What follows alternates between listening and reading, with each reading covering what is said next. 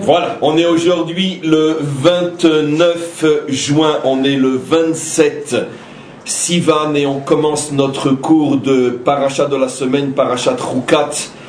Et c'est bien sûr une paracha, comme toutes les parachiotes d'ailleurs, extrêmement importante. Et comme toutes les parachiotes, c'est la paracha la plus importante de toutes. Et comme tous les sujets de la Torah, celui que nous allons voir est le sujet le plus important de tous. C'est pourquoi? Parce que c'est dans notre paracha que nous parlons du décret qui s'abat sur Moshe. Ce décret donc qui va l'empêcher de rentrer en Eretz Israël et qui va le condamner à mourir dans le désert. Pas vraiment mourir dans le désert pour lui, mais en tous les cas mourir avec toute sa génération en dehors des frontières d'Israël. Alors, il y a énormément de choses à voir aujourd'hui. On va essayer directement de voir ce qui pour nous sera l'essentiel. Et d'abord un petit rappel historique. Ce décret a eu lieu à la fin des 40 ans dans le désert. C'est-à-dire, ça ne fait que augmenter d'une certaine manière la surprise et la difficulté de ce décret. Parce que Moshe est à la fin des 40 ans passés dans le désert. Il est à la porte de l'entrée en Eretz Israël. Il est sur le point de cueillir enfin le fruit de tout ce travail, de toutes ces souffrances, de tous ces efforts. Je parle des siennes, souffrances, efforts, travail. Parce que sortir notre peuple d'Égypte et le diriger et le supporter pendant 40 ans, je ne le souhaite à personne. Et donc il est sur le point de cueillir enfin le fruit, enfin voir la réalisation de la promesse, et à quelques centimètres de la porte, lui dit « Halte !» Tout le monde passe, sauf toi. Tu restes dehors. Donc, le décret intervient à un moment très douloureux pour Moshe. Maintenant, techniquement, qu'est-ce qui s'est passé? On va d'abord rappeler l'événement technique, et après on verra l'un des aspects plus profonds de ce que je vais rappeler maintenant. Myriam, qui comme on le sait, était celle par le mérite de laquelle, la phrase est longue, Myriam, grâce à son mérite, Israël recevait de l'eau pendant les 40 ans dans le désert. Nos maîtres disent que les 3 bienfaits que l'on recevait dans le désert, la manne, les nuées qui nous protégeaient de la chaleur et qui nous protégeaient comme à l'intérieur d'une maison dans le désert, et l'eau, ces 3 bienfaits étaient reçus par le mérite des 3 justes qui dirigeaient Israël, la manne par le mérite de Moshe, les nuées par le mérite de Aaron et l'eau par le mérite de Myriam. Maintenant, en vérité, ces mérites étaient, donc plutôt ces bienfaits étaient partagés grâce au mérite de ces 3 justes, mais fondamentalement, comme l'explique le Talmud, Moshe avait lui-même la capacité de suffire, ses seuls mérites auraient pu suffire à faire venir ces 3 bienfaits, mais comme il dirigeait le peuple juif avec ces 2 autres qui étaient Myriam et Aaron, chacun dans son domaine, on peut imaginer que la direction de Myriam était surtout et essentiellement vis-à-vis des femmes d'Israël, mais en tous les cas, comme ces 2 personnages l'accompagnaient dans la direction d'Israël, donc Dieu a voulu leur donner, on pourrait dire, le mérite que ça passe aussi par eux. Mais la preuve que ce n'était pas fondamentalement nécessaire, c'est que dès la mort d'un d'entre eux, c'est Moshe qui a pris la relève. Par exemple, après la mort de Aaron, c'est par le mérite de Moshe, disent nos maîtres, que les Ananim, que les nuées ont continué à entourer Israël. Et de même, comme on le voit dans notre paracha, après la mort de Myriam, puisque c'est dans notre paracha que finalement disparaissent les 3 dirigeants d'Israël, Aaron dans notre paracha, Myriam dans notre paracha, et le décret de disparition de Moshe dans notre paracha aussi. Et donc tout de suite après la mort de Myriam, l'eau va continuer à couler et à être donnée d'une manière bien sûr surnaturelle à Israël, et cette fois-ci par le mérite de Moshe. Le problème, c'est qu'il va se passer quelque chose. Très techniquement, l'eau s'arrête d'abord de couler au moment de la mort de Myriam. Moshe sait que ça peut passer par lui parce que dès le départ, ça aurait toujours dû et pu passer par lui. Il se met à la recherche du rocher pour continuer à faire couler l'eau. Hachem lui dit à ce moment-là, tu parleras au rocher et il donnera ses eaux. Le problème, c'est qu'il se passe quelque chose d'absolument incompréhensible. Pour l'instant, je suis toujours dans l'aspect technique. Le rocher semble disparaître et se confondre et se cacher au milieu d'autres rochers. Pendant 40 ans, ce rocher était très distinctif, on arrivait à le repérer. Tout d'un coup, peu importe, il change de couleur, il change de forme, il redevient un rocher comme les autres. Et Moshe le cherche, il ne le trouve pas. Moshe croit le repérer, il se met devant, il commence à lui parler pour faire sortir les eaux. Et les eaux ne sortent pas. Tout d'un coup vient à Moshe l'idée suivante, peut-être que j'ai mal entendu, peut-être que j'ai mal compris, peut-être faut-il frapper plutôt que de parler. Qu'est-ce qui induit Moshe en erreur? Deux choses. D'abord parce que même qu'il fallait effectivement parler, Dieu lui avait dit tu prendras avec toi ton bâton. Donc Moshe se dit, s'il ne faut que parler, pourquoi prendre avec moi mon bâton? Et deuxième élément d'erreur, celui-là beaucoup plus fort, c'est que Moshe se rappelait que 40 ans au préalable, lorsqu'ils étaient sortis d'Égypte, ils étaient passés effectivement le même phénomène que Israël avait soif dans le désert, et là Dieu avait dit à Moshe, prends ton bâton et frappe le rocher, et Moshe avait dû frapper le rocher et l'eau était sortie. Ce qui veut dire que le piège était quand même extrêmement piégeant. Puisque, prends ton bâton alors que tu es censé parler, et en plus, il y a 40 ans, ça n'avait marché que parce que tu avais frappé. Et donc, Moshe s'adresse au rocher qu'il pense être le rocher, mais il s'est trompé. Il lui parle, l'eau ne vient pas, il se dit, bon, c'est que je me suis trompé, il faut frapper. Et il lève la main pour frapper le rocher, et à ce moment-là, comble de malchance, vous me direz, sa main tombe sur le rocher d'à côté, qui était le bon rocher caché, et comme c'est le bon rocher, il commence à faire sortir quelques gouttes. Pourquoi quelques gouttes seulement? Parce qu'on lui a demandé de parler, pas frapper, mais d'un autre côté, c'est le bon rocher, donc avec un petit coup, il commence à donner des gouttes. Moshe se dit, ah, mais donc c'est le bon rocher, voilà, mais pourquoi il donne que quelques gouttes? Et il continue à frapper, et à ce moment-là, il donne toutes ses eaux. Mais bien sûr, Hachem dit, ah, attention, je t'avais dit de parler, pas de frapper, et il y a le décret. Alors j'ai fait exprès de le raconter de cette manière juste par ailleurs, mais ô combien étonnante, pour bien vous faire prendre conscience que toute cette histoire est véritablement invraisemblable. Invraisemblable. Pour 1000 raisons. D'abord, écoutez. Comprenons de quoi on parle et de qui il s'agit. Il s'agit de Moshe Rabbeinu, celui qui a reçu et nous a transmis la Torah. Il s'agit de Moshe Rabbeinu après 40 ans de la vie de Moshe Rabbeinu, c'est-à-dire 40 ans d'expérience du plus haut niveau de la prophétie. Moshe a été capable d'entendre, de recevoir, de déchiffrer, de comprendre et de transmettre sans la moindre erreur le plus haut niveau de prophétie jamais dévoilé dans le monde, la Torah. Comme la Torah elle-même le dira à la fin de la Torah, il n'y aura plus jamais un prophète aussi grand que Moshe.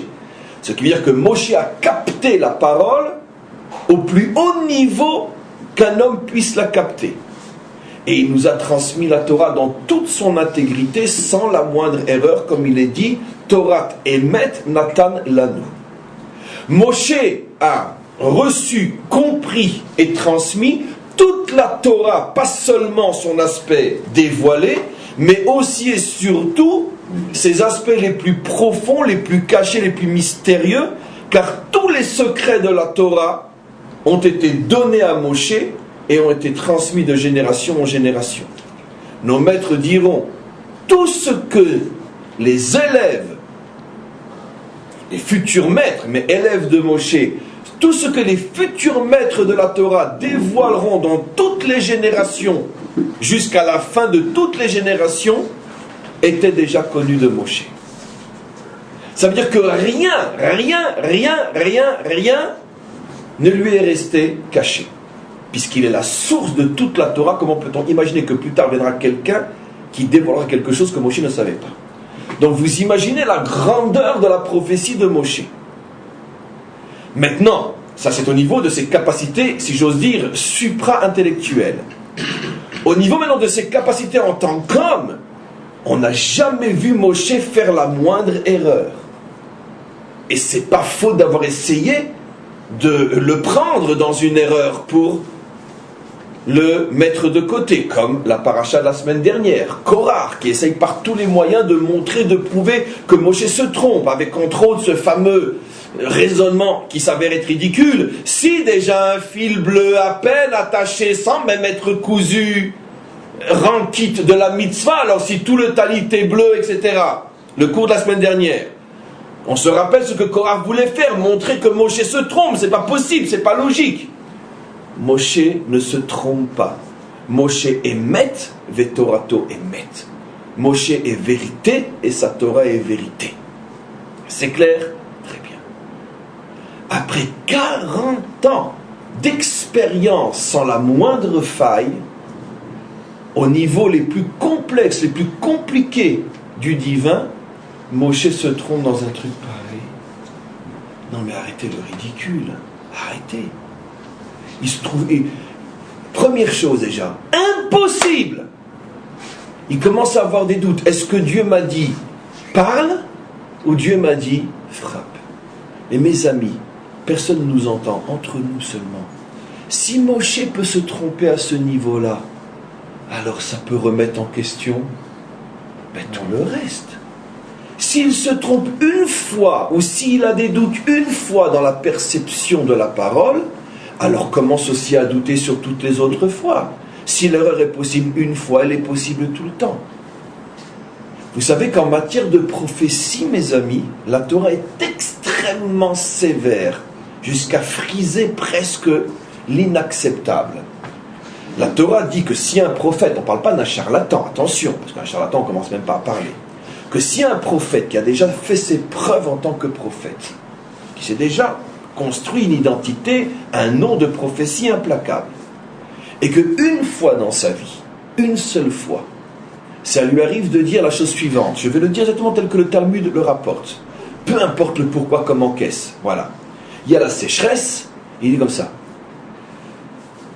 Dans 2 mardis, excusez-moi du ridicule de la prophétie, mais dans 2 mardis, à 10h03 précises, la pluie tombera dans notre pays. Si vous faites teshuva. D'accord? Peu importe la condition qu'il donne. Arrive le fameux mardi. Et à 10h04 ou à 10h05, supposons qu'il soit possible d'être sûr du temps absolu, mais peu importe, il s'est trompé d'1 minute. C'est-à-dire que la pluie arrive après toute une saison de sécheresse à 1 minute près. Il est passible de mort comme faux prophète. Mais réel. C'est une des lois les plus invraisemblables de la Torah. Mais tellement juste si on fait l'effort de la comprendre. Pourquoi? Parce que si on autorise la moindre erreur, c'est la porte ouverte à toutes les catastrophes. Et pourquoi? Si tu es vraiment un prophète, si c'est vraiment ce que Dieu t'a dit, Dieu ne peut pas se tromper d'1 minute. C'est clair. Dieu ne peut pas se tromper d'1 minute. Donc, automatiquement, s'il y a erreur d'1 minute, ça remet en cause toute l'origine de la prophétie. Mais vous me direz, oui, mais enfin, il a quand même fait pleuvoir en pleine sécheresse et il ne s'est trompé que d'1 minute. Très bien, je ne dis pas que tu n'es pas un grand homme. Tu n'es pas peut-être un voyant, une Madame Lune, une Madame Soleil, une Madame... tout ce que tu veux. Mais prophète d'Israël, tu n'es déjà plus. Parce que Dieu ne peut pas se tromper. Tu n'es déjà plus connecté à 100% à la source. Ça, c'est pour le moindre des petits prophètes que l'on dit ça, mes amis. Imaginez Moshe Rabbeinu. Moshe Rabbeinu arrive avec ses gros sabots, il dit, oh là là, je ne me rappelle plus si on m'a demandé de parler ou si on m'a demandé de frapper. Mais qu'est-ce que ça veut dire? Mais attends, mais le plus ridicule des prophètes ne ferait pas une erreur pareille. Allez, on passe à une autre question. Et pourquoi le rocher se cache?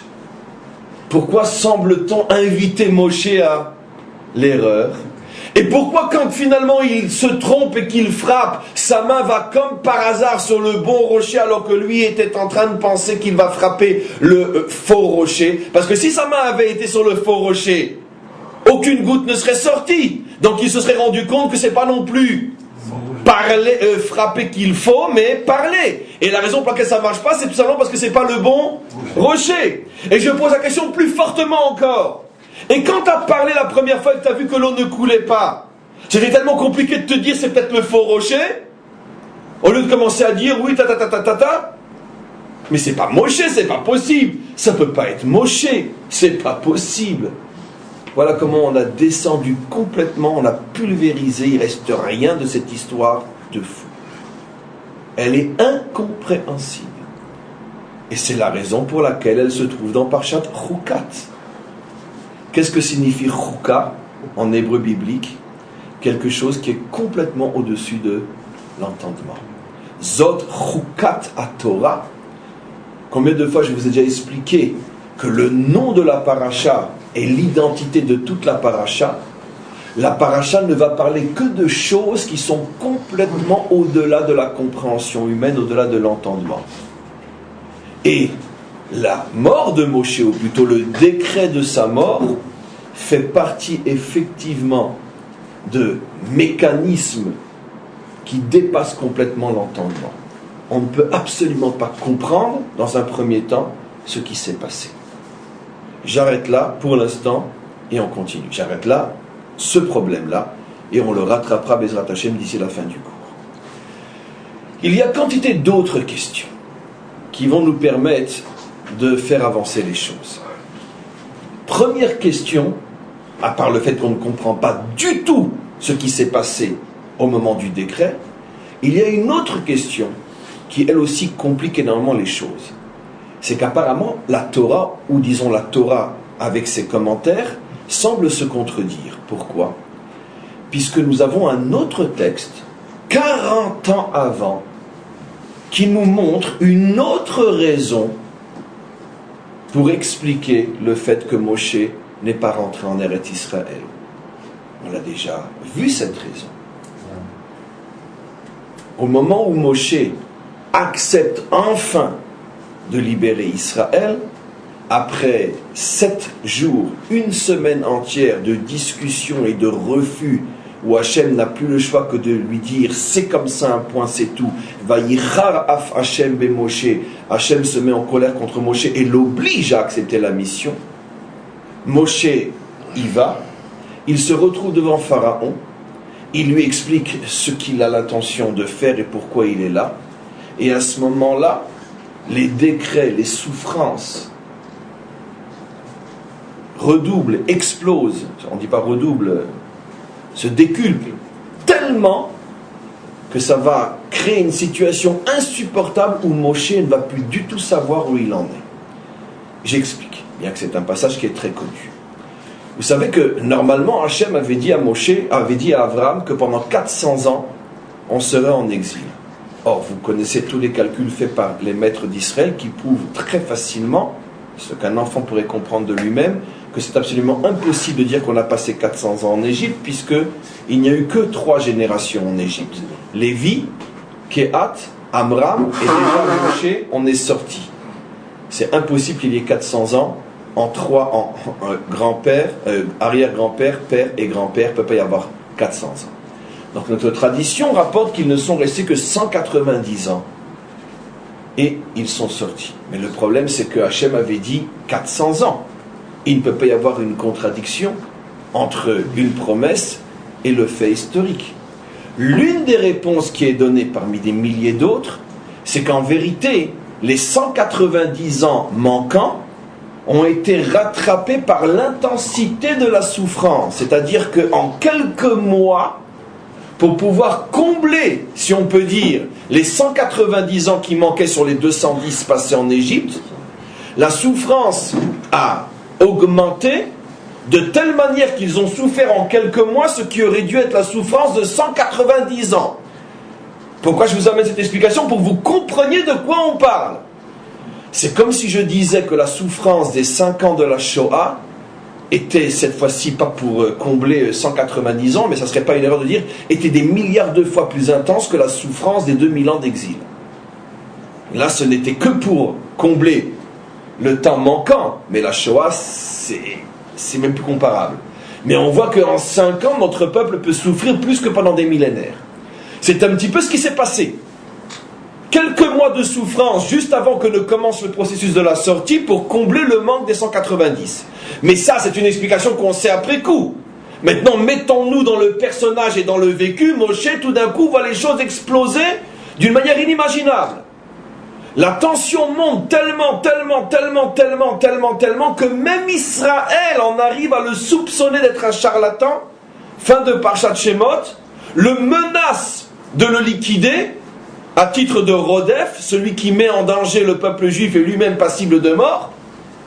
Et ils vont le trouver et lui dire: tu n'es qu'un charlatan, un bandit, tu es un faux messie, un nouveau Shavtai Tzvi, et avec tes illuminations et tes visions, tu as mis tout un peuple en danger. Nous étions pour l'instant seulement esclaves, maintenant on nous assassine. Et la goutte qui fait déborder le vase, c'est au moment où Moshe, se rendant chez Pharaon, alors qu'il n'y croit plus trop lui-même, il voit une mère hurler, on vient de lui arracher son enfant, et on le met dans le mur, dans la brique, pour remplacer le ciment qui manque. À ce moment-là, Moshe n'en peut plus, il explose, parce que la tension est montée de tous les côtés. Pharaon se fout de lui, Israël veut sa peau, les mamans n'en peuvent plus. À ce moment-là, à la fin de Parshat Shemot, il a cette phrase dure contre Dieu: Lama areota la amazé, mais pourquoi tu fais du mal à ce peuple? L'amazé shalatani, pourquoi tu m'as envoyé? Réaction normale, acceptable. Il faut se mettre encore une fois dans la peau du personnage. Ne lisons pas la Torah de l'extérieur, rentrant à l'intérieur. On comprend. Hachem lui répond à ce moment-là: à t'attirer, maintenant tu vas voir ce que je vais faire. Et les commentaires expliquent: le mot maintenant étant trop, c'est une lourdeur dans le texte. On aurait dû répondre: tu vas voir. Maintenant tu vas voir. Rachi explique sur place: maintenant tu vas voir ce que je vais faire à Pharaon. Mais ce que je vais faire aux 31 rois qui sont en Israël, ça tu ne le verras pas. Ça t'apprendra à te taire ou à réfléchir avant de parler. Ce qui veut dire que d'après cette explication rapportée par Rachi lui-même, le décret de ne pas pouvoir rentrer en Israël avait déjà été émis, scellé, avant même que ne commence véritablement le processus de la sortie d'Égypte. Donc plus de 40 ans avant notre paracha. Donc il faudrait savoir, est-ce que c'est parce que Moshe a explosé et a parlé d'une manière un petit peu inappropriée, bien sûr on pourrait vous imaginez consacrer des milliards et des milliards d'heures de cours à ce fameux problème, puisqu'en fait, qu'est-ce qu'il a fait tellement de grave, Moshe? Mais on va, malgré tout, l'expliquer, ne serait-ce que de très loin aujourd'hui, puisque ce n'est pas vraiment le sujet, mais en tout cas, on va expliquer ce dont on a besoin pour comprendre notre paracha. Et donc, pourquoi faut-il attendre 40 ans pour que le décret apparaisse, et sous une autre manière, l'histoire de parler ou frapper le rocher, alors que déjà depuis 40 ans, Moshe avait entendu, compris ou pas, c'est son problème, mais Moshe avait entendu qu'il ne rentrerait pas en Eretz Israël. On ne va pas s'arrêter là. Il y a une autre source très très très sérieuse et très connue, rapportée elle dans le Zohar et d'autres textes, qui explique pourquoi Moshe n'est pas rentré en Eretz Israël. C'est parce que, selon l'expression des maîtres d'Israël, comment sa génération va rester et lui il va rentrer. Depuis le décret sur la génération à cause de la faute des explorateurs, depuis le décret qui empêchait cette génération de rentrer en Eretz Israël, il avait été forcément décrété sur Moshe qu'il ne rentrerait pas lui-même. Vous imaginez toute la génération sortie par Moshe restée dans le désert et lui continue tout seul la route. Qu'est-ce que fait un capitaine quand le bateau coule? Il est le dernier à sortir, sinon c'est pas un capitaine. S'il y en a bien un qui ne rentrera pas tout seul, c'est bien Moshe. Il l'a prouvé des millions de fois. Et quand il a dit à Hachem: ou tu pardonnes, ou tu effaces mon nom de ton livre. Mais il n'y a pas de Moshe sans Israël. Vous me direz, Israël continue, oui. Mais Moshe est attaché à cette génération, celle pour laquelle il a vécu, celle qu'il a sortie d'Égypte et celle à laquelle il a donné la Torah. Moshe ne rentrera pas sans elle. C'est absolument évident, disent nos maîtres. Plus profondément encore que ça, et ça je vais l'affiner dans quelques instants. C'est évident qu'il y a une responsabilité et une mise en cause de Moshe dans la faute des explorateurs. Parce que les explorateurs sont les shlichim de Moshe. Et on a un principe, shlucho shel adam kemoto. Le messager d'un homme est comme lui-même. Et c'est Moshe qui les a choisis. En plus, c'est Moshe qui a décidé de les envoyer. Qu'est-ce que dit le premier Rashi de Parshat Shlach? Shlach lecha. Envoie-les si tu veux. Moi, je ne te demande pas de les envoyer. Moshe prend la responsabilité de les envoyer. Moshe les choisit. Ils sont ses envoyés avec tout le statut juridique que cela signifie. Eux chutent et Moshe sera sauvé. C'est impossible. Donc à partir du moment où eux tombent, ça engage forcément la responsabilité de Moshe. C'est évident que Moshe ne pourra pas rentrer en Eretz Israël.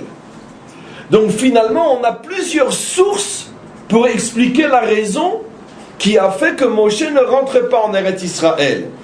Soit, je répète, cette histoire qui est d'une certaine manière l'histoire officielle, car si vous demandez à n'importe qui dans la rue qui a un petit peu étudié la Bible, pourquoi Moshe n'est pas rentré en Eretz Israël, tout le monde va dire parce qu'il a frappé le rocher au lieu de lui parler.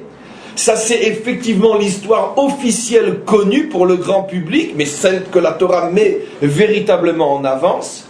Et deux autres causes qui, elles, ne peuvent être connues que par ceux qui étudient plus profondément, mais qui sont véritablement deux causes citées et qui semblent contredire la troisième officielle, soit parce que, avant même le début véritable de la sortie d'Égypte, il a accusé Hachem de faire du mal à ce peuple et de s'être trompé dans le choix de prendre Moshe comme messager, ou soit parce qu'il a forcément une responsabilité, ne serait-ce qu'indirecte, mais suffisante, dans l'échec des explorateurs et dans le décret de voir toute sa génération mourir dans le désert, et forcément il va mourir avec.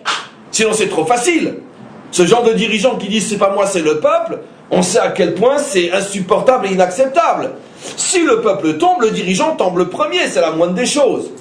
Donc depuis le décret sur la génération, forcément pesait déjà un décret sur Moshe. Donc qu'est-ce que cela signifie? Qu'est-ce que c'est toute cette histoire-là?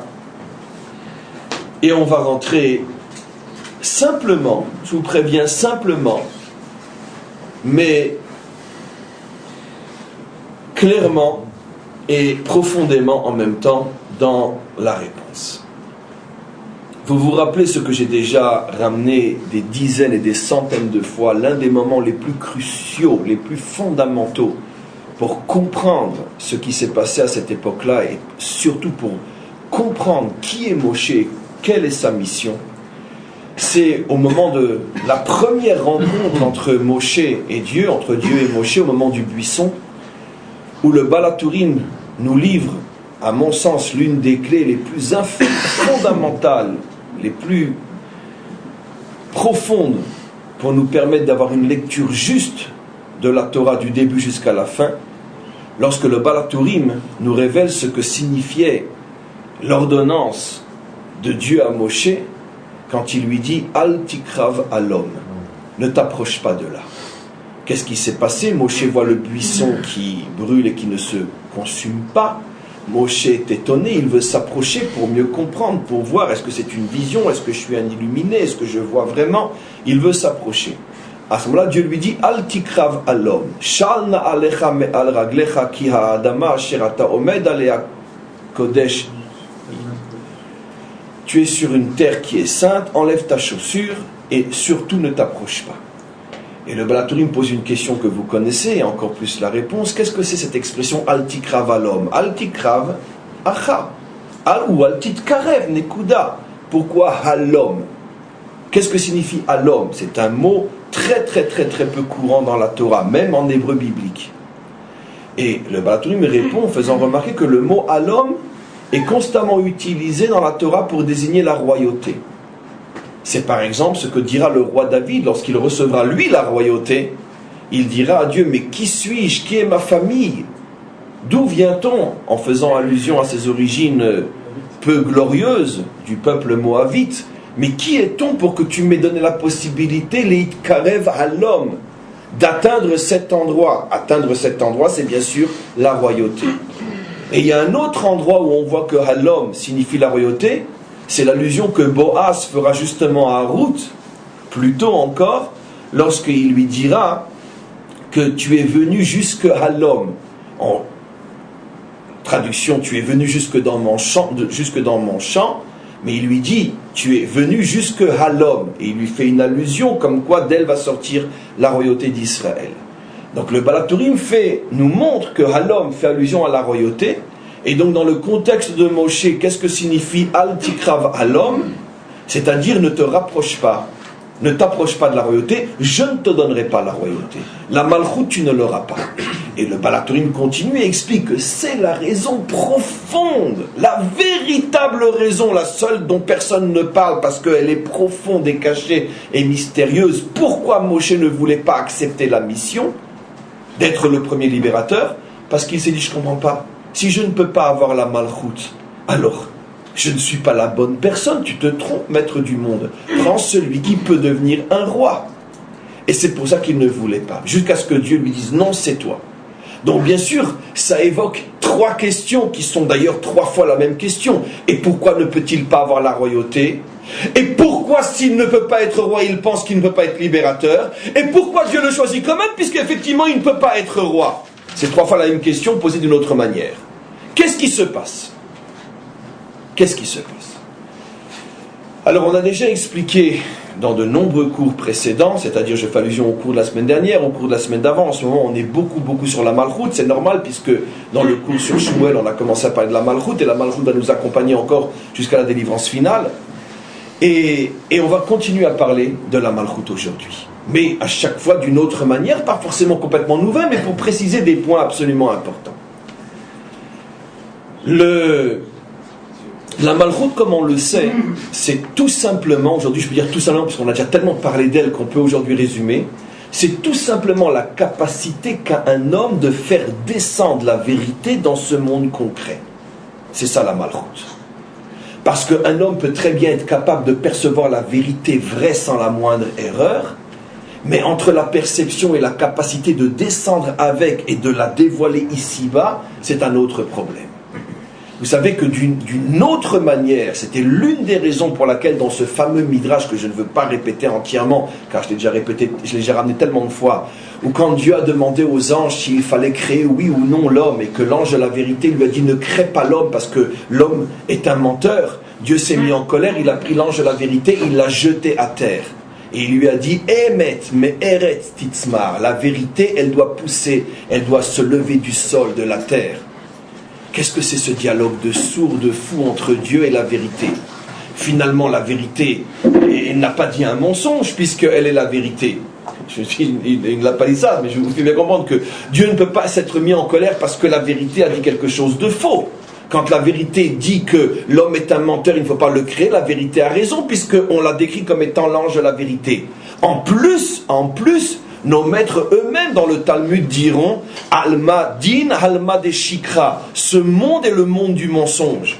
Y a-t-il des vérités, une vérité dans ce monde? Tout n'est que mensonge. Tout n'est que mensonge. Et donc, pourquoi la vérité a été punie? En vérité, la vérité n'a pas été punie, mais la vérité a été remise à sa place. La vérité n'a pas le droit de parler du haut de sa tour d'ivoire. La vérité n'a pas le droit de parler quand elle est dite par un ange dans le ciel. Descends sur terre et parle, mais ne parle pas d'en haut. C'est simplement ce que Dieu a voulu lui montrer. Une vérité qui parle de haut est une vérité insupportable. Parce que tant qu'elle ne s'est pas encore confrontée à la réalité, elle est peut-être vraie, mais elle est inacceptable. Combien de fois je vous ai parlé de cette notion, qui est une des notions les plus fondamentales du judaïsme.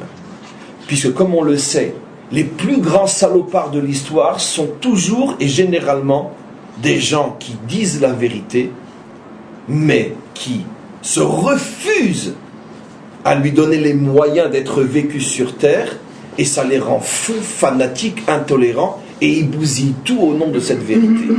Donc rien n'est plus dangereux que la vérité entre les mains de quelqu'un qui refuse de faire l'effort d'être accessible dans ce monde.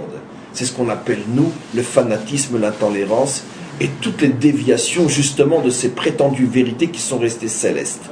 Le pronchuto, c'est comment un ange qui jette par terre. En fait, il y a 2 anges qui sont tombés quand on fait c'est pas la même chose. C'est pas la même chose. Non, c'est pas les mêmes. Là, les uns c'est Asa et Azael et l'autre c'est. Et c'est pas la même chose, oui. Ok, non, c'est pas les mêmes choses. Peut-être qu'il y a derrière ça quelque chose de semblable, mais c'est pas la même chose. C'est pas la même chose, parce que là-bas, ce sont des anges qui ont été déchus et punis, et là, il ne s'agit pas d'une punition, il s'agit que simplement que Hachem a dit la vérité, Emet, Me'eret Titzmar. La vérité, je ne suis prêt à l'entendre que d'en bas, pas d'en haut. C'est-à-dire, c'est une indication par rapport à cette qualité de vérité, où elle est. Tu es un homme sur terre, tu parles de la vérité, on t'entend. Tu es un homme dans le ciel, tu parles de la vérité, on ne t'entend pas. Pourquoi ? Parce que c'est peut-être juste ce que tu dis. Mais viens le vivre sur le terrain et après on t'entendra. Si tu as encore la force de parler. Parce que l'histoire a prouvé que tous les grands parleurs, lorsqu'ils devaient rentrer dans la réalité, on ne les entendait plus. Parce que la réalité leur a montré que finalement ils disaient n'importe quoi. Donc, on revient maintenant à ce qu'on explique. La malchoute est cette capacité qu'a un homme à faire descendre totalement la vérité dans la réalité. Ça veut dire trouver le point d'union entre ce que j'ai appelé dans d'autres cours, pas si vieux que ça, entre l'intemporel et le temporel, entre la surnature et la nature, entre le miracle et la réalité concrète, entre Dieu et son monde tout simplement. C'est la malchoute. Maintenant, tout le monde comprend et tout le monde sait que Israël n'a été choisi et la Torah n'a été donnée que et uniquement que pour arriver à dévoiler la malchoute. C'est-à-dire la capacité de dévoiler la vérité sur terre et pas dans le ciel. Lo bashamayim i, nous dit la Torah, je ne suis plus dans le ciel. Et tous les autres versets, Vaya Hashem le meler al kol haaretz. Il n'est pas dit Dieu sera roi dans le ciel, mais Dieu sera roi sur terre. Et quantité de messages écrits et surtout de commentaires oraux, ce qu'on appelle la Torah chez Béalpé, qui bien sûr aujourd'hui est écrite aussi, mais on continue avec la Torah chez Béalpé. Tout le monde sait, c'est ce qu'on apprend dès l'âge de 3 ans à un enfant juif. Sache que Nitava Akadosh Baruchu Liot Lo Dira Batartonim. Dieu a créé ce monde pour y résider. Ve'asuli Mishkan Ve'shachanti Betocho. Donc, il y a maintenant un problème qui se pose. Et comment se fait-il que Moshe ne reçoit pas la royauté ? C'est pas qu'on le prive, on pourrait dire, d'un caprice. Ah, j'aurais voulu moi aussi une Ferrari, hein. Ah, tu m'en donnes pas? Ben non, ben j'accepte pas de partir en 2 chevaux. Non, c'est pas ça. Moshe comprend et pose une question tellement forte qu'on ne comprend même plus la réponse d'Hachem ou plutôt la colère d'Hachem. Moshe dit, et c'est grandiose ce qu'il dit, mais si tu me dis que je ne suis pas apte à être un roi, ça veut dire que je n'ai pas, maintenant comprenons, il ne s'agit pas du titre, c'est pas la princesse Élisabeth, c'est pas de ça qu'on parle. Si je n'ai pas le haut fil d'un roi, mais je ne suis pas du tout l'homme de ton projet, si je ne peux pas faire descendre la Torah sur terre, ça veut dire qu'au plus je la ferai descendre sur terre, mais elle restera dans un désert, puisque je ne rentrerai pas en Eretz Israël. Puisque finalement, on peut aussi compléter et dire que, attention, la première source réelle de cette impossibilité de rentrer en Eretz Israël, elle est dans ce Baal HaTurim, au moment du buisson, puisque dire je ne peux pas être roi, c'est dire quoi? Je ne peux pas rentrer en Eretz Israël. Et d'ailleurs, Rashi fait allusion à ça au moment de la discussion entre Hachem et Moshe, où Moshe refuse. Donc on est au tout début. Quand Moshe lui dit Shlach na be'ati shlach, envoie n'importe qui mais pas moi. Rashi commente là-bas, puisque c'est pas moi qui vais les faire rentrer en Israël, donc qu'est-ce que tu as besoin de moi pour commencer le travail? Donc Moshe sait depuis le départ qu'il ne rentrera pas. Bien avant cette fameuse phrase, pourquoi fais-tu du mal à mon peuple? Ou à ce peuple, peu importe. Dès le départ, il a entendu qu'il n'était pas roi. Donc, l'argument de Moshe est incontournable. Mais pourquoi tu m'as choisi moi? Puisque je ne peux pas être l'homme qui termine le travail. Je ne peux pas être l'homme qui crée la nation. Je ne peux être que l'homme qui crée le peuple. Peuple et nation. On est un peuple en exil, on est une nation sur notre terre. Je ne peux être qu'un dirigeant d'un peuple et non le roi d'une nation. Mais comme tout le projet c'est une nation et un roi, pourquoi tu me prends pour commencer? Prends tout de suite celui qui est apte à. Et il y avait à l'époque, oui, il y avait à l'époque Nachshon ben Aminadav, il y a à l'époque Kalev, il y a à l'époque tous les grands du Shevet Yehuda, ça manque pas, ils sont déjà vivants à l'époque de Moshe. Donc, pourquoi passer par moi? Prends directement Nachshon ben Aminadav, qui en plus était le mari de... Non, Nachshon ben Aminadav était le mari de la... Non. Aaron était marié avec la sœur de Nachshon ben Aminadav, et Myriam était mariée avec Kalev. Ce qui veut dire que le frère et la sœur de Moshe étaient liés par les liens du mariage aux dirigeants, aux deux plus grands dirigeants du Shevet Yehuda. Donc Moshe les connaît. C'est une belle sœur et un beau frère. Il leur dit, mais prends-les, mais qu'est-ce que tu passes par moi? Moi, tu sais, je t'ai rien demandé. Moi, je suis un berger, rien du tout. Moshe, il est véritablement humble. Et il est sérieux quand il dit, moi, ça me dérange pas que ça passe par un autre. Pourquoi moi? Puisque je ne suis pas à la hauteur. Ça, c'est l'argument de Moshe. Alors, on va essayer de comprendre maintenant qu'est-ce qui s'est passé. Et d'une manière toujours très très simple. La Torah, bien sûr, comme on le sait, à travers toutes les histoires bibliques et tous les personnages bibliques, nous apprend les mécanismes, les processus fondamentaux de l'existence et les étapes par lesquelles l'existence doit passer pour arriver finalement à se réaliser. Comprenons ce que représente Moshe et pourquoi Dieu voulait précisément un homme qui ne peut pas être roi à cette époque-là, car je ne peux pas, c'est trop fort, ça me démange. Je suis obligé de dire déjà à la fin du cours. N'oublions pas que sauf kol sauf, Moshe sera le Mashiach, ne vous inquiétez pas, ce sera le plus grand des rois d'Israël, puisque son âme revient dans le Mashiach, Goël Rishon ou Goël Acharon, donc le pauvre, il n'est pas du tout sanctionné. Mais à cette époque-là, il ne peut pas être roi, parce qu'il a cette âme de la délivrance dans un corps Lévi. Il va falloir que cette âme sorte et revienne dans un corps Yehuda, et ce sera le Mashiach. Mais pour l'instant, dans le contexte de cette époque, il ne peut pas être roi. Et c'est ça ce qui dérange Moshe. Donc prends tout de suite le bon. Mais pourquoi alors faut-il passer par Moshe, puisque ça ne peut pas être celui qui terminera le travail à cette époque-là? Parce qu'il faut comprendre de quoi il s'agit. N'oublions pas que le peuple juif était tombé à ce moment-là au 49e degré d'impureté. N'oublions pas qu'un seul degré de plus, c'est la raison pour laquelle le temps a été raccourci de 400 ans à 210. Un degré de plus, impossible, le peuple juif n'aurait jamais pu s'en sortir. Même Dieu n'aurait pas pu, si j'ose dire, réparer la catastrophe. Un degré de plus. Donc ils ont atteint la chute à son avant-dernier niveau. Nos maîtres disent que plus un seul juif de ceux qui sont sortis, je ne parle même pas de ceux qui ne sont pas sortis, pas un de ceux qui sont sortis était circoncis, à l'exception d'une tribu entière, bien évidemment la tribu de Lévi. Ce qui veut dire que les 11 tribus qui sont sorties, pas un était circoncis, d'où la raison pour laquelle on les circoncis. Tous, sans exception, à l'exception des Lévi'im, mais non, laissons tomber les Lévi'im, c'est une tribu particulière, tous étaient idolâtres, tous étaient incirconcis, tous étaient complètement assimilés, des esclaves, vidés de toute sensibilité spirituelle. Dit dans un langage plus français, ils étaient complètement matérialisés et matérialistes. C'est pas de leur faute, on n'est pas en train d'accuser, on est en train de parler de faits. Évidemment, 210 ans d'esclaves, en train de construire des pyramides, tu restes pas très spirituel, c'est clair. Il n'y a pas le temps pour. Donc, un peuple qui s'est complètement matérialisé, qui a perdu toute sensibilité spirituelle, un peuple comme ça, pour l'aider à s'en sortir, pour le sortir de là, il faut lui faire un électrochoc. Il faut lui envoyer quoi? Un modèle qui se trouve à l'extrême opposé pour faire cet électrochoc qui va réveiller. Vous savez que quand on veut réveiller quelqu'un dans le coma, qu'est-ce qu'on fait? Un électrochoc.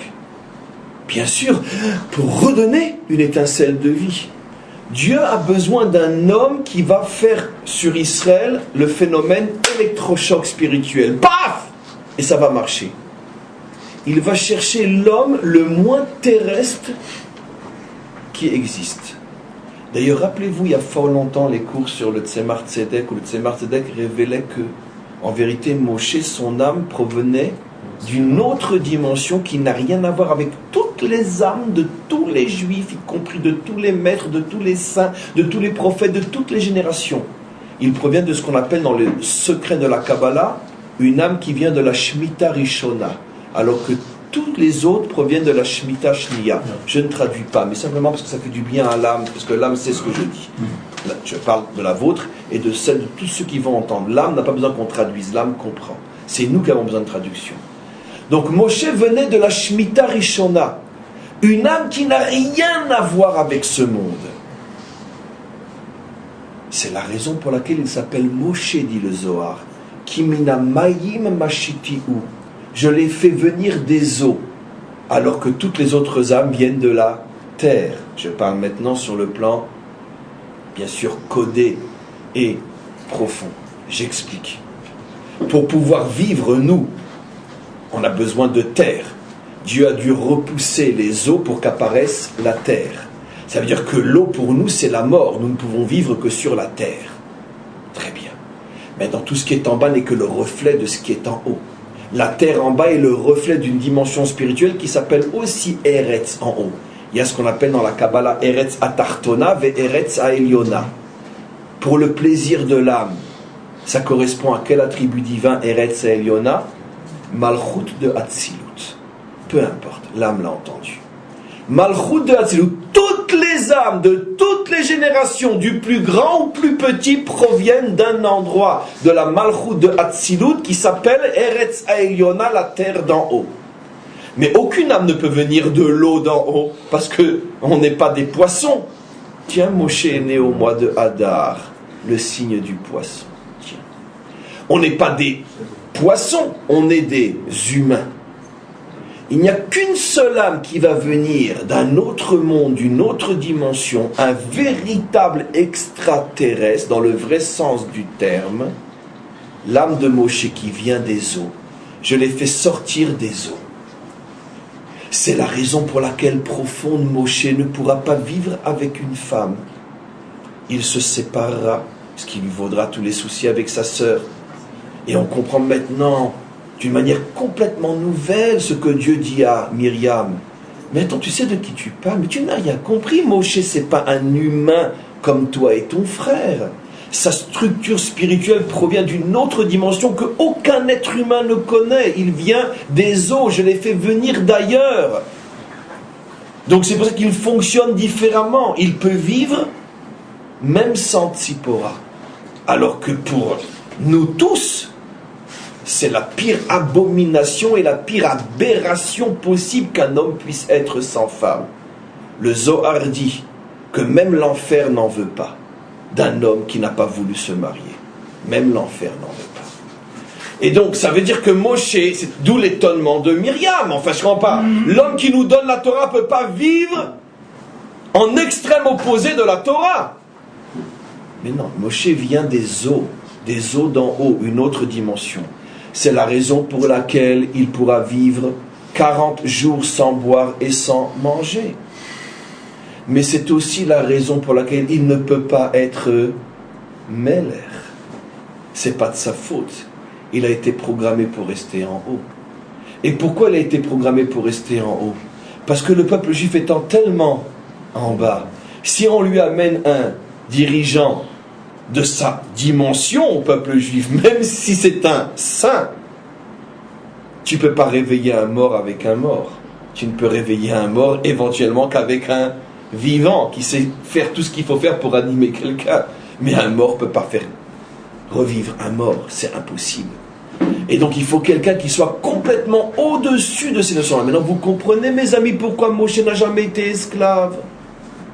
Vous comprenez pourquoi Moshe, vous me direz, mais sa tribu non plus n'a pas été esclave. Oui, mais sa tribu, les Lévi'im, étaient libres au milieu d'esclaves. Mais lui, il a vécu dans la maison de la liberté par excellence, dans la maison de Pharaon. Qu'est-ce qu'il fait là-bas, le futur libérateur des esclaves? Parce que Moshe n'appartient pas du tout à ces dimensions d'esclaves ou de vivre au milieu des esclaves. Moshe est la liberté dans l'essence même. Il ne peut pas être soumis à l'Égypte. Il est aux commandes même. Il est du côté de Pharaon, sans que Pharaon ne s'en rende compte. Moshe appartient à une autre dimension. Il n'y a que lui qui pouvait nous sortir de là. Il n'y a que lui qui pouvait prendre un peuple tout entier, réduit à l'état d'esclavage, un peuple qui n'a plus aucune sensibilité spirituelle, qui ne comprend que la brique et le ciment, et malheureusement le fouet. Et ce peuple-là, mes amis, maintenant, tenez-vous bien, en 3 mois seulement, pas 3 mois, 50 jours, en 50 jours va recevoir la Torah. Mais vous vous rendez compte de quoi on parle? Combien de milliards de 50 jours il nous faudrait à nous pour recevoir la Torah aujourd'hui? Et pourtant, on n'est vraiment pas au niveau de ce peuple au moment de la sortie d'Égypte. Parce qu'on a la Torah, parce qu'on a des milliers de maîtres parmi nous. Mais pour atteindre le niveau du don de la Torah, pour ceux qui comprennent un petit peu ce que cela signifie avec tous les cours qui ont déjà été donnés, atteindre le niveau du Anochi, du Keter Elyon, Keter de Hatzilut, alors que 3 mois auparavant, ils ne connaissaient que 3 mots: brique, ciment, fouet. Comment c'est possible? Parce qu'ils ont eu à leur tête un électrochoc. Paf! Et ils sont montés. C'est d'ailleurs aussi la raison pour laquelle c'est pas vraiment non plus resté. Parce que Moshe n'était que l'effet électrochoc. Mais ce n'était pas une vraie lumière. Parce qu'elle ne correspondait pas à la véritable préparation et nature d'Israël. Mais il fallait les sortir de là. Donc Moshe arrive et Moshe les propulse à un niveau inimaginable. Il faut les sortir de comment on appelle ça, les sables mouvants. Ça y est, ils sont arrivés jusque-là. Un peu plus, ils ne pourront plus respirer à la 50e porte. Tout d'un coup vient Tarzan, et du haut de sa liane, il les sort de là. C'est comme ça qu'il faisait, Tarzan? Je me rappelle. Ouais, ça remonte à 13, plus de 30 ans quand même, plus même encore. Quand même. Donc Tarzan arrive et il les sort de là. Mais ils ne vont pas pouvoir rester accrochés en haut sur une liane, il va falloir qu'ils redescendent. Mais Tarzan, lui, il est bien que sur les lianes. D'accord? C'est presque tellement ressemblant, la ressemblance. C'est vrai, c'est ce qui se passe. Ne vous inquiétez pas, Moshe n'a pas dit son dernier mot. Non. Je reviendrai. I come back. Je reviendrai. Aziachir Moshe. Ne vous inquiétez pas, mon peuple. J'ai fait le sale boulot pour l'instant. Moi, je suis venu tout en haut. Je vous ai sorti de là. Et puis vous rentrez. Moi, je reste dans le désert. Ne vous inquiétez pas. Rira bien qui ira le dernier. Je reviendrai et vous me supporterez pour l'éternité, à votre tête, mais cette fois-ci, pas comme un céleste, comme un terrestre, Mashiach. Parce que l'âme, elle n'est pas limitée. Elle peut venir et revenir. Mais ça, c'est la fin de l'histoire qu'on verra bientôt. Pour l'instant, revenons au début de l'histoire. Moshe donc est envoyé pour être effectivement cet homme céleste qui ne va pas faire descendre Dieu sur terre dans le sens malchoutique du terme, mais qui va plutôt élever Israël vers Dieu. C'est ce qu'on appelle dans la Kabbalah le ratso. Mais après, il faut le chauve. Et le chauve, revenir sur terre, c'est plus lui. Ça va être Yeshua, et ça va surtout être David. Et surtout Mashiach. Sauf que Mashiach, la boucle est bouclée, c'est le premier, c'est un nouveau Moshe. Mais ça, c'est encore une fois la suite du processus. On revient maintenant à Moshe. Maintenant, mes amis, on va tout comprendre. On va comprendre que finalement, tout ce qui s'est passé est le même problème. Simplement que, comme je l'ai toujours expliqué, la Torah, quand elle parle d'un phénomène, elle en parle du début jusqu'à la fin. Elle prend l'avalanche à la boule de neige et elle montre comment elle s'est formée, l'avalanche. Je vous ai déjà expliqué dans un autre domaine, toujours à l'époque de Tisha B'Av, on arrive bientôt à Tisha B'Av, ce fameux midrash absolument incompréhensible, mais on l'a pourtant déjà tellement expliqué qu'il est maintenant plus que compréhensible. Quand après la destruction du premier temple, Dieu s'adresse à tous les dirigeants d'Israël, les prophètes, les anciens, les rosh yeshivot, les dayanim, il leur demande: est-ce que vous savez pourquoi j'ai détruit le temple? Est-ce que vous savez pourquoi j'ai détruit ma terre? Et personne ne sait pourquoi. Personne ne trouve la réponse. Jusqu'à ce que Dieu lui-même donne la réponse. Vous savez pourquoi? Parce que quand vous étudiez ma Torah, vous l'étudiez sans dire au préalable la bénédiction que l'on doit. Al-Shelo Birchu Batorah Trila, vous ne disiez pas la bénédiction qu'il faut dire avant d'étudier la Torah. Ce texte-là est un texte fou, comme tous les textes du Talmud du début jusqu'à la fin. Et maintenant, l'avalanche des questions. Première question, qu'est-ce que ça veut dire qu'il ne savait pas? Maintenant, c'est marqué en toutes lettres, des centaines de fois dans la Bible, les raisons pour lesquelles le temple a été détruit. L'idolâtrie, la débauche, le meurtre, tous les excès que condamnaient et que critiquaient les prophètes d'Israël sur des décennies. Que ça veut dire, ils ne savaient pas. Comment ils peuvent pas savoir? Deuxième question. Qu'est-ce que ça veut dire que Dieu leur répond à cause de la Torah, l'étude sans la bénédiction au préalable? Où c'est marqué dans la Bible ça? Où c'est que vous avez vu les prophètes ne serait-ce que faire allusion à ça? Pourquoi invoquer une autre réponse que celle donnée par la Bible elle-même? Un véritable dialogue de sourds et de fous. Réponse évidente. Bien sûr, Dieu ne leur demande pas quelles sont les raisons visibles que la Bible donne et que eux ont été les témoins. C'est pas ça ce que Hachem leur demande. La Torah ne s'intéresse jamais à l'effet, elle cherche la cause. La cause première, profonde, cachée, mystérieuse, qui a commencé à former la boule de neige des décennies peut-être avant l'avalanche. Dans une génération où on ne voyait encore rien, où cette génération était complètement dans la Torah, mais il y avait déjà une faille. Dieu leur dit, est-ce que vous savez quand, il y a combien de temps, dans quelle génération et pourquoi la boule de neige dont vous êtes les témoins de l'avalanche aujourd'hui, quand la boule de neige s'est formée, même les prophètes ne savaient pas. Vous me direz encore, les anciens, les autres ne peuvent comprendre que ce qui se passe dans une ou deux générations. Mais même les prophètes qui peuvent remonter et traverser le temps, même eux ne savaient pas. Dieu leur dit, vous savez quand c'est que ça a commencé?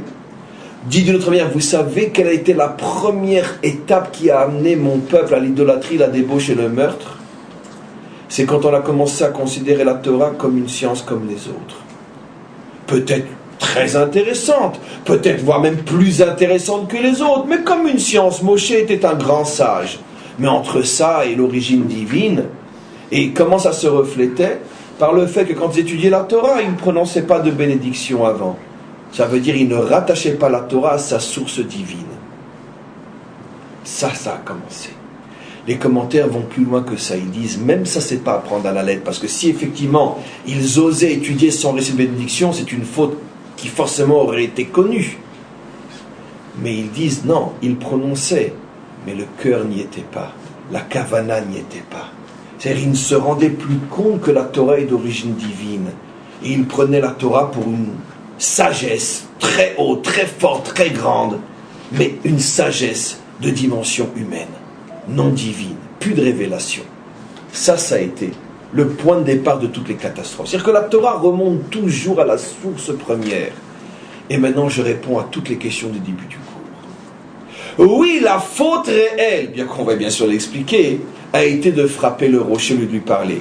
Mais quelle est l'origine de cette faute? Comment Moshe en est arrivé à ça? Et c'est ça ce que j'ai posé comme question. Mais comment Moshe en est arrivé à avoir des doutes s'il a entendu? Il faut parler ou il faut frapper? Comment Moshe peut avoir des doutes que s'il parle et qu'il n'y a pas d'eau, c'est forcément qu'il ne parle pas devant le bon rocher? Mais comment Moshe peut se tromper sur des idioties pareilles? Nos maîtres cherchent quand la boule de neige a été formée. Et ils révèlent, quand il a dit « Lama Reotala Amazé », la boule de neige a été formée. Le décret n'était pas encore à ce moment-là réellement, mais la boule de neige s'est formée. Et le Baal HaTurim m'explique encore beaucoup plus. Et pourquoi la boule de neige s'est formée à ce moment-là? Pourquoi? On va se poser la question. On a trouvé où est la boule de neige 40 ans avant le décret. Mais pourquoi elle se forme? Le Baal HaTurim dit, la réponse est dans la même paracha, au début de la paracha. Parce que Moshe ne peut pas être roi. Et donc forcément il va faire une boule de neige qui va se transformer en avalanche. Et j'explique. Et après on verra comment qu'on insère là-dedans l'histoire des explorateurs.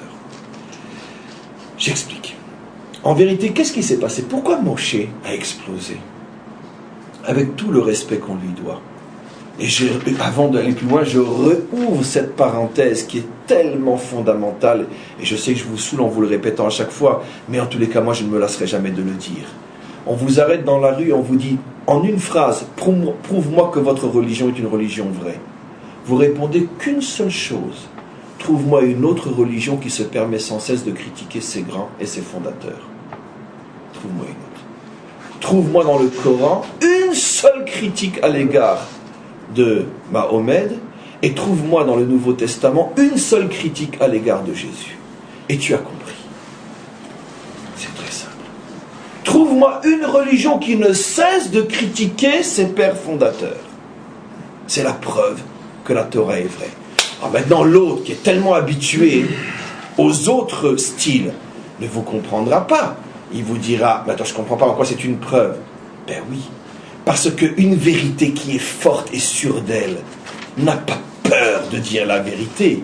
Une vérité fragile qui ment et qui se ment doit se déguiser dans des apparences. Nous n'avons pas peur de mettre en évidence les problèmes de notre peuple et de nos dirigeants, car nous savons que malgré tout, nous avons la vérité. Et nous n'avons donc pas besoin de nous surprotéger ou de surprotéger nos grands, car nous savons que la vérité finira par triompher. Mais ceux qui savent qu'ils ne sont pas dans la vérité ont besoin de se construire des illusions de mensonges. Fils de Dieu, dernier des prophètes choisis pour amener la délivrance sur terre, et des hommes parfaits, impeccables, surhumains, extraordinaires. Regardez, après tout ce que j'ai dit sur la grandeur de Moshe, eh ben n'empêche que maintenant, et il nous remercie de là où il est pour ce qu'on va dire, on va royalement, c'est le cas de dire, le descendre. Et c'est ce qui fait de lui Moshe. Parce qu'on peut se permettre de le descendre. Et j'explique. Quelle a été l'erreur de Moshe d'oser dire à Hachem, mais pourquoi tu as fait du mal à ce peuple? Parce que Moshe n'est pas un roi, le Moshe de l'époque. Pourquoi? Et ça veut dire quoi? Le roi est celui qui est capable de comprendre entre la vérité théorique et sa réalisation terrestre. On doit passer par de tels processus décourageants, écœurants, révoltants, insupportables, abominables, parce que c'est le prix à payer pour que la vérité passe du céleste au terrestre, que celui qui a un office de roi n'est pas étonné, il est préparé à... Celui qui a un office de roi sait que quoi? Que celui qui dit la vérité va être exécuté. Il est préparé, il le sait, il connaît le prix à payer. Et si c'est véritablement un roi, il prend des coups mais il réussit. Mais ce monde et ses saloperies ne l'étonnent pas, parce qu'il sait que c'est le prix à payer. Moshe n'est pas un roi. Moshe a commis l'erreur de se dire, puisque je suis choisi par Dieu, puisque je suis missionné, mandaté pour être le libérateur, puisque Dieu me promet, là je rapporte maintenant plein de rachis en vitesse, puisque Dieu me promet que de la même manière que tu as vu le buisson brûler, ne pas disparaître, tu n'as pas à t'inquiéter, il ne pourra rien contre toi, même s'ils essaieront de te tuer, ils n'y arriveront pas, je te protégerai, je suis avec toi, tu es... Et je te donne des signes et des machins. Il s'est imaginé quand il va arriver, « Hé, qui tu es? Moïse !» D'accord. Et tout le monde va dire, Moshe, t'as rien compris. C'est vrai que tu seras protégé, que tu es fort, que tu as des signes, que Dieu va t'aider, etc. Mais entre tout ce que tu sais être vrai et le chemin par lequel il faut passer pour que ça se réalise, tu vas les vomir 1000 fois tes boyaux et tes tripes, au point que tu seras tellement écœuré que tu n'y croiras plus. C'est ce que nos maîtres disent.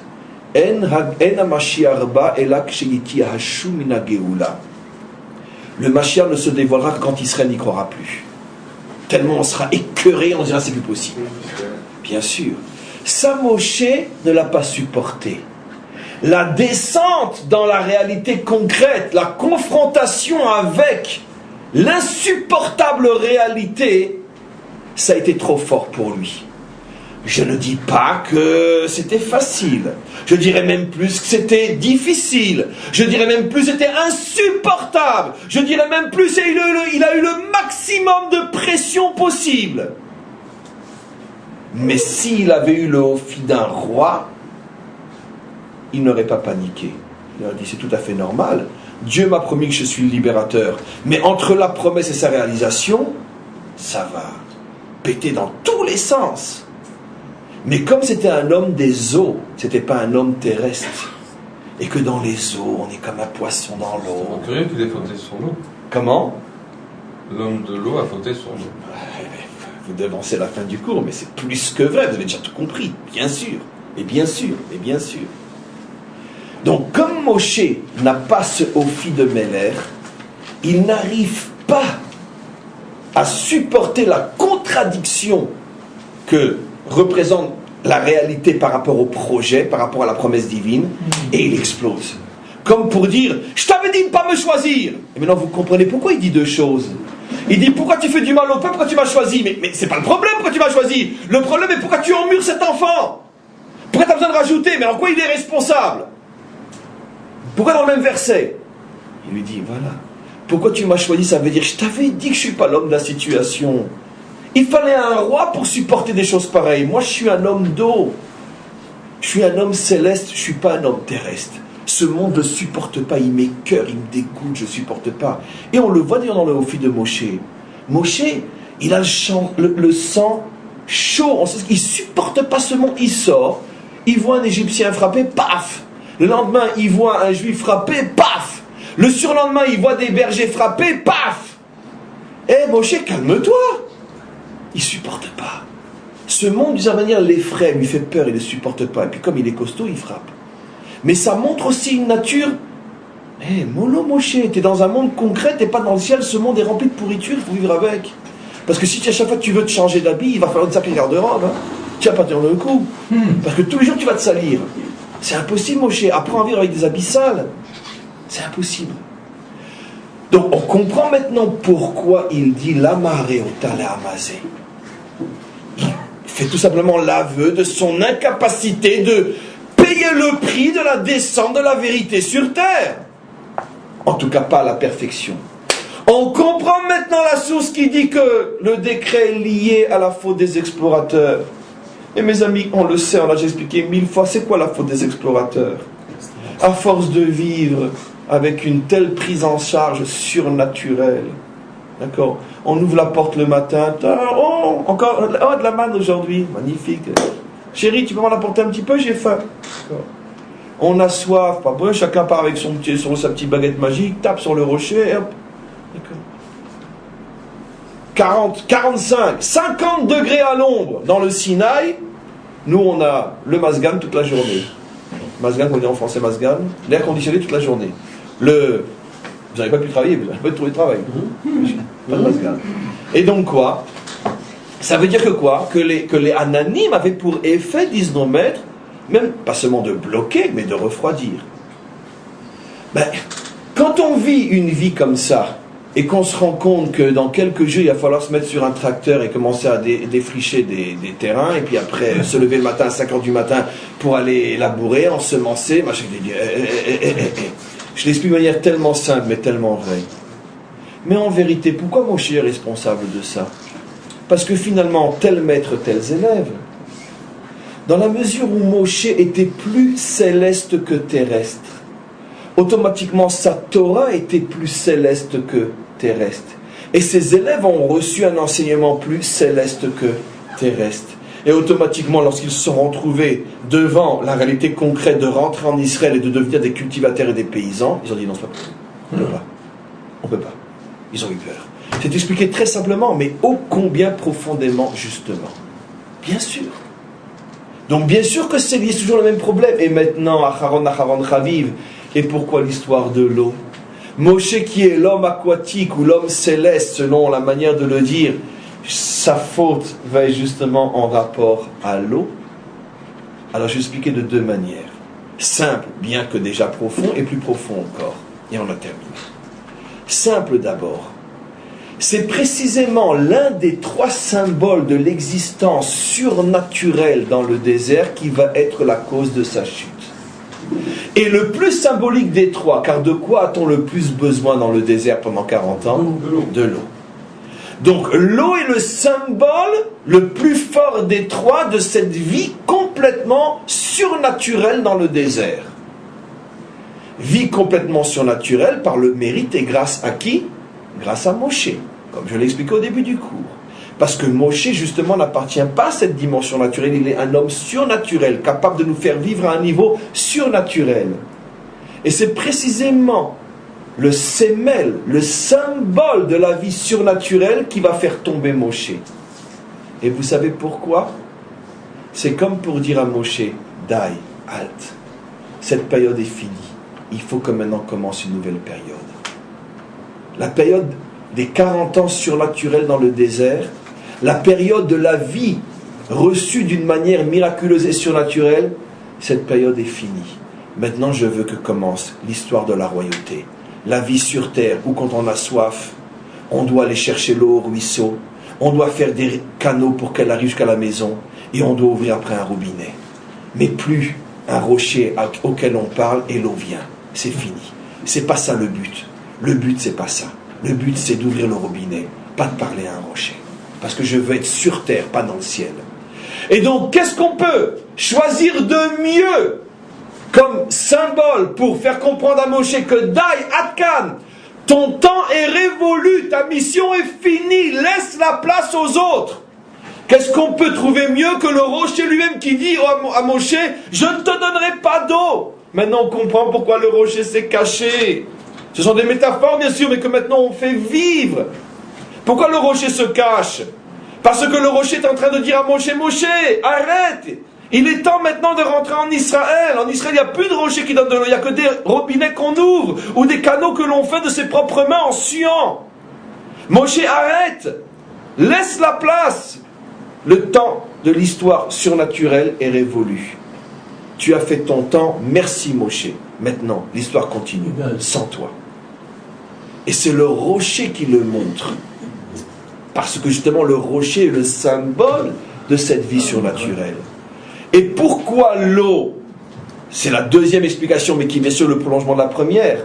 Comme si l'eau disait à Moshe, sur terre, on ne peut pas vivre comme un poisson.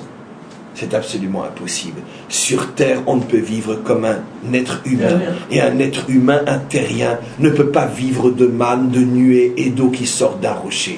Il vit de pain, il vit de murs qui le protègent, et il vit de canaux que l'on amène en se fatiguant du ruisseau ou de la rivière.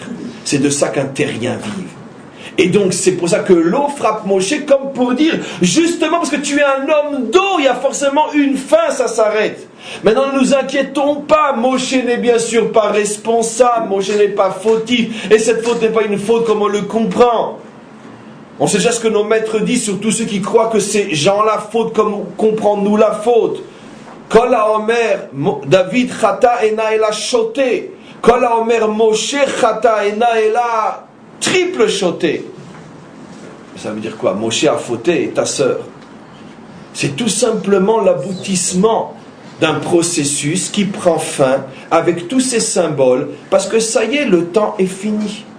Maintenant, ne nous inquiétons pas, la plus grande preuve que Moshe n'a fait que ce qu'il devait faire, c'est qu'il reviendra pour terminer le travail. C'est lui qui l'a commencé et c'est lui qui le terminera. Le plus céleste des hommes deviendra un jour où est déjà le plus terrestre des hommes. Parce que Misheitril ba mitzvah omrimlo gmor. Celui qui commence une mitzvah, on lui dit termine. Tu as fait le maximum au commencement, tu auras le mérite de terminer. De là, qu'est-ce qu'on comprend, et j'ai terminé moi aussi, que finalement, la Torah nous montre ici un processus extraordinaire dans la vie de chacun d'entre nous aussi. C'est pour ça que, par exemple, je dis et je redis, et je dirai jamais suffisamment, bien que de toute façon, j'ai rien à dire parce que je suis le modèle de rien du tout, sauf de mon propre nombril, que, évidemment que le tachlit, le but, la finalité d'un juif, c'est de s'engager entièrement dans ce pays, dans le travail, à l'armée, dans la société, dans le concret, dans toutes les positions et situations qui font avancer notre peuple en tant que nation. Mais seulement après avoir passé au moins 2, 3 ans, si pas 4, dans une yeshiva. Ça veut dire prépare-toi à affronter le monde. Parce que si tu rentres dans le monde comme ça, il va te déchirer, il va t'éliminer le monde. Sois d'abord céleste un petit peu avant d'être terrestre beaucoup. Il y a des passages dans l'existence. Maintenant, céleste tout le temps, c'est l'histoire des 40 ans dans le désert qui s'arrête. Non, il n'y a pas de céleste tout le temps dans ce monde. On ne peut pas être toute sa vie à l'Yeshiva ou dans un collège, c'est impossible. Impossible. Ça, c'est l'histoire de Moshe qui se termine mal. Où finalement, le symbole de ta vie désertique te punit. Ça veut dire que tu te fais frapper par justement le symbole de cette vie qui te représente. Avec tout ce que cela peut vouloir au niveau des décodages, je n'en dirai pas plus. Maintenant, bien sûr que tu as besoin de te préparer d'une manière céleste. Si tu n'étudies pas la Torah pendant de nombreuses années, comment tu vas affronter ce monde? Il va te bousiller ce monde. Mais attention, ce n'est qu'un passage. Il faut savoir dire halte, maintenant je sors. Je me confronte à ce monde. C'est ça ce que la Torah veut nous montrer. Il y a un temps pour tout. Il y a un temps pour les nuées et il y a un temps pour le tracteur. Et l'erreur fondamentale des hommes, c'est que malheureusement, comme toujours, ils coupent toujours la vérité en deux. Il y a les hommes des nuées, il y a les hommes des tracteurs. Et entre les deux, où est le juif véritable? Le juif véritable, que le juif de la délivrance, c'est celui qui sait quand on est dans les nuées et quand on est sur le tracteur. Bien sûr, ce juif véritable, comme on le sait, se dévoile de plus en plus et chaque jour davantage et de plus en plus nombreux, quantitativement et qualitativement, dans ce merveilleux pays et au sein de ce merveilleux peuple ou de cette merveilleuse nation. Mais en tous les cas, parce que nous approchons maintenant de la réalisation de ce projet, où le peuple de la délivrance, la nation d'Israël de la délivrance, sera cette synthèse parfaite entre l'étude et l'action, entre la prière et l'action, entre le retour vers Dieu et la descente dans ce monde. Et c'est tout simplement le cycle d'une semaine juive. 6 jours tu travailles et 1 jour de Shabbat. Et qu'est-ce que signifie Shabbat? La chouve, retour. 6 jours tu es dans le monde, 1 jour tu reviens vers Dieu. Et c'est ça le cycle des 40 ans dans le désert, puis l'entrée en Israël. C'est ça Moshe, puis après les rois. Simplement que toutes les frictions et toutes les fautes qui se sont produites à l'occasion de ces 2 cycles, c'est parce qu'à chaque fois que tu es dans un cycle, tu veux y rester ou tu veux le prolonger. Et quand tu veux y rester ou tu veux le prolonger, c'est là que arrivent les problèmes. Parce qu'il faut savoir à temps prendre le temps de transformer le temps. C'était pas mal dit. Chapeau. Fantastique. On peut arrêter là.